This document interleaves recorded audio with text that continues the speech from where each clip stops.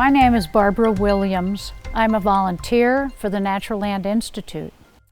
And I'm going to tell you some things today about wasps and bees.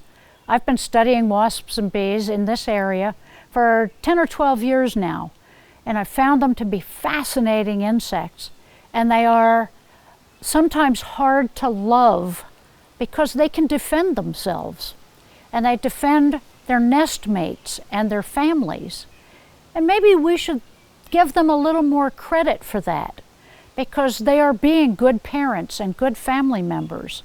And if you take the time to study them, you may find that they're, for starters, very beautiful and very vital to the way our world works.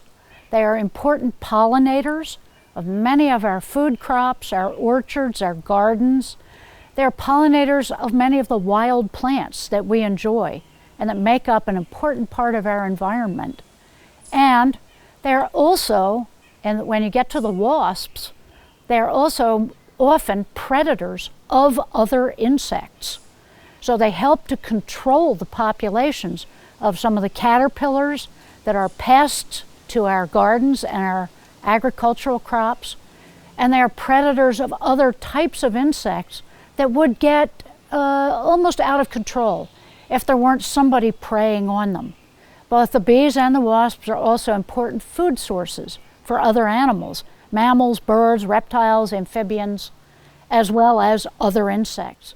So they're really an important part of our world, and we should take the time to get to know them and appreciate them a little bit.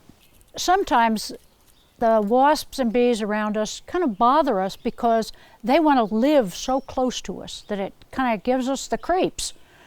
You know, those big paper hornet nests, if you get too close to those, maybe sometimes they come out and they try to defend their nest. Inside that nest, this is what it looks like. It's layers and layers, these kind of layer cake tiers of their home. And these cells, there are all these individual cells here. These are cells where they lay their eggs, they raise their offspring, their little larvae.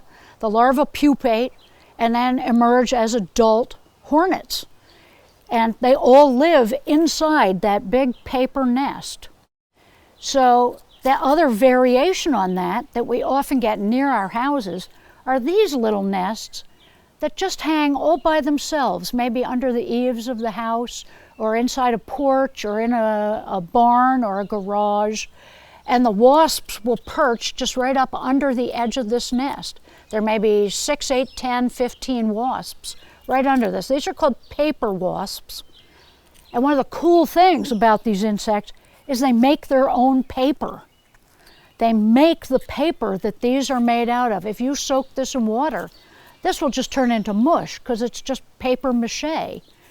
And what happens is the wasps go out and they scrape the surface off a piece of wood, a fence, a garage, a barn, any kind of wood that they can find, your decking maybe, house siding, and they chew that all up and they mix it with saliva and they bring it back to the nest and they use it to make these nests.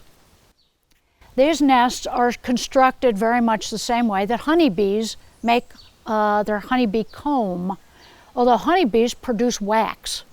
And they produce wax actually right from their own bodies. On the underside of their bellies, honeybees produce wax, and they make these same kind of comb structures, but out of wax. And in honeybee hives, that's the way they either store honey or lay eggs and then raise their larvae. Honeybees are interesting in some other ways too. Honeybees are not actually native to North America. Honeybees are native to Europe and Africa and Asia. And early colonists brought honeybees to this country, partly for their wax. They needed wax to make candles. Wax was an important component in some of the lubrication and other things that the early colonists were making. They used wax to seal containers. They didn't even know then about pollination. And it turned out that honeybees were excellent pollinators of many crops. But because we raise honeybees as domestic animals, and you've all probably seen them in those square hives that people have in their backyards. You get honeybees in those hives, and you can manage them very effectively and harvest the honey from them.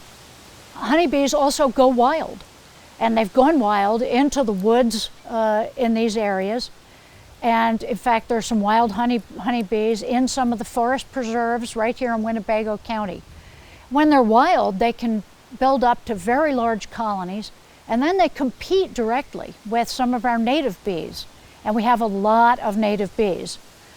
People are probably most familiar with bumblebees, but we also have several hundred species of native small bees in this area. Wasps are also found in great abundance. We have a lot of types of wasp. Some of them are not much bigger than the point of a pencil. Others are kind of big, scary looking, brawny things. Wasps nest in a lot of other interesting ways. Many wasps nest in the ground, in holes, by themselves. In fact, most of our native bees and wasps nest in a solitary fashion. The female just creates a nest, lays eggs, goes away and leaves it alone. Here's an example. A lot of people see these and they don't know what these are. These are on the stems of old goldenrod from last year. These are goldenrod plants, and they have these swollen places in the center of them. These are places where a wasp has laid an egg in the stem of the goldenrod, and then the plant grows around that egg and makes this big swollen thing.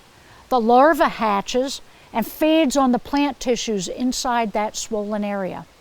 And then it pupates, and it will emerge as an adult wasp. They spend the winter in there, and sometimes woodpeckers peck these open and eat the little larvae. These still have wasps in them.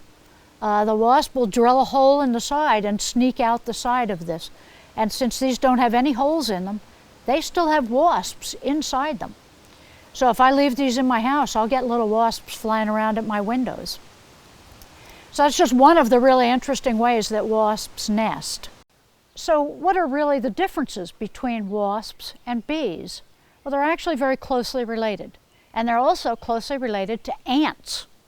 If you find a flying ant, and a lot of ants have wings when they're reproducing and the new ants are spreading out to form new colonies, if you find a winged ant, looks very much like a wasp, and they're very closely related. Bees are a little different than both the ants and the wasps because bees are almost always vegetarians. They feed on nectar and on pollen, and they are almost always fuzzy. If you see a big fuzzy critter like that, it's going to be a bee. Wasps are not fuzzy. Wasps tend to have the very thin waist. Between their thorax and their abdomen, there's a very thin section there. Wasps are shiny, usually, and have no fuzz. But other than that, there aren't a whole lot of differences. A lot of them nest in solitary manner, but then there's a few that nest in big colonies. And those are the ones that are really the most likely to sting because they're defending their colonies. One reason that bees are fuzzy is that helps them move pollen from one flower to another. Sometimes you find bees that are completely covered with dots of pollen. They look like they've been dusted because they're covered with pollen. And that makes them very efficient pollinators. So bees of all types are really good to have around because they're such good pollinators. Although wasps actually spend a lot of time feeding at flowers. They often also are carnivorous, feed on other insects, but wasps are good pollinators too. So we need to appreciate these insects a little more, give them a little respect, and give them a little attention. Both the bees and wasps, some of them are gorgeous if you look at them up really closely. We need to get to know them, appreciate them, take some pictures of them, follow them around, see if you can get to know them, watch them at their nests. Their nests are really interesting things to watch. So get familiar with them, and I think you'll find that they can be your good friends. So thanks for watching, and get out there, build a bee nest, get some of these guys nesting around your house and get to know them. Thanks for watching, and take care of your bees.